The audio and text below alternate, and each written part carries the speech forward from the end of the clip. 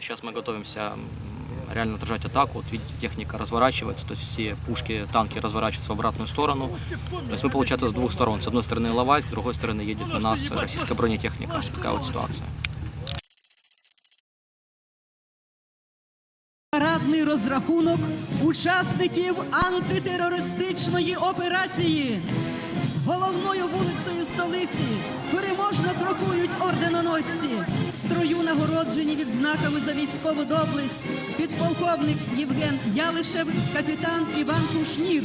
Парадний розрахунок очолює командир 95-ї окремої аеромобільної бригади полковник Михайло Забродський.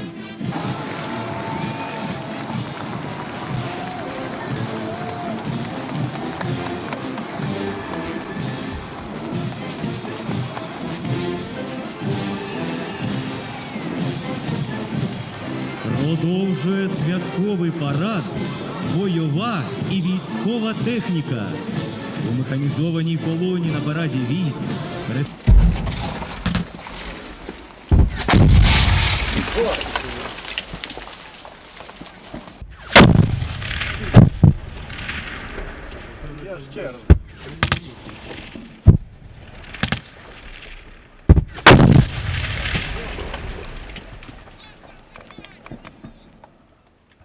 Сука, біля пушки уїбало.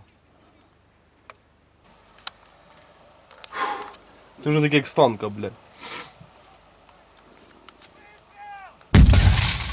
Пушки?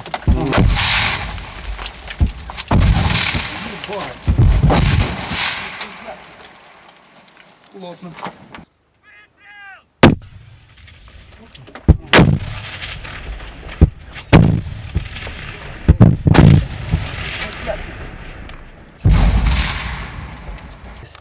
Нанесла удар по трассе Старобешево-Кутейниково.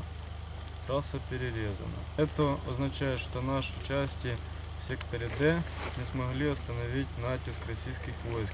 Противник вышел в тыл группировки главных сил сектора Б, ведущих бой за Иловайск. Российское подразделение расстреляли одну из колонн снабжения украинских войск, есть потери. Цель удара противника – полное окружение боевых сил сектора Б. Если прорвавшаяся группировка противника не будет уничтожена немедленно, противник накопит силы и выбить его из района будет очень сложно. Российское командование вынуждено прежде всего решить проблему захвата Иловайска. Иловайск – боевая точка Донецкой группировки противника. Ключ для окружения Донецка и разгрома Донецкой группировки. Пиздец, блядь, это ебануло. Блять, фонарик оторвался. Воздух!